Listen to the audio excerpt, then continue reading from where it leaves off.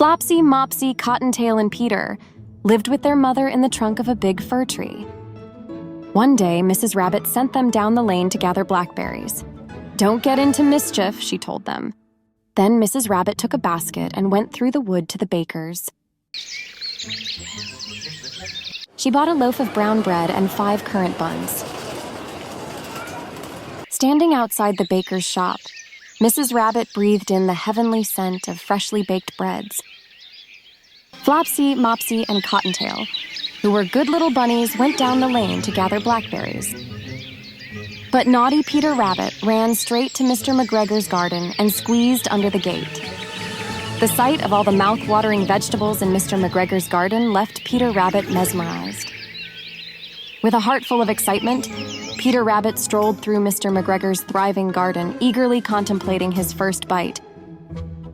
Peter Rabbit's keen sense of smell was awakened as he walked past the delicious scent of pumpkins, yummy carrots, cabbages, and so much more.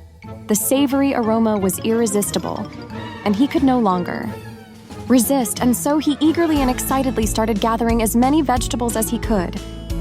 Meanwhile, Mrs. Rabbit was headed back home from the baker's shop, eagerly anticipating a fresh cup of tea and a warm currant bun with the blackberries Peter Rabbit and his sisters were told to gather.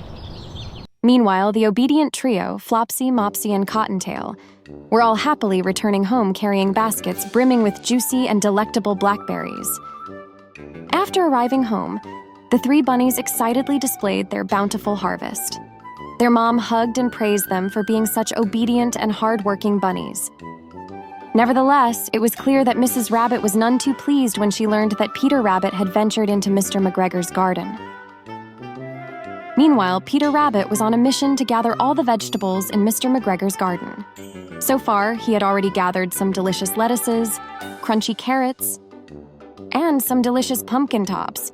Peter Rabbit decided to take a quick break and enjoy some of his favorite veggies. He started with some crisp lettuces, savoring each bite. Next up, he indulged in some delicious French beans, savoring their unique flavor. And then he ate some delicious red radishes. Mr. McGregor saw Peter and chased him, calling out, "Stop, thief!" Peter was very frightened. With Mr. McGregor in hot pursuit, Peter rushed all over the garden. In a rush, he quickly ran past the cabbages. He scurried past the carrots, and in a fearful panic and with a splash, hid in a watering can. Presently, Peter sneezed, "Curdy shoo!"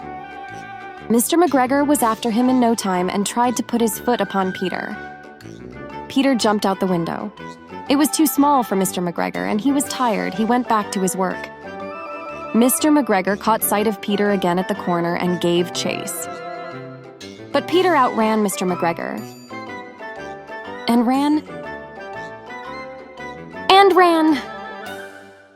ran out the gate. Safe at last. Peter was not very well during the evening, so his mother put him to bed and gave him some hot chamomile tea. The end.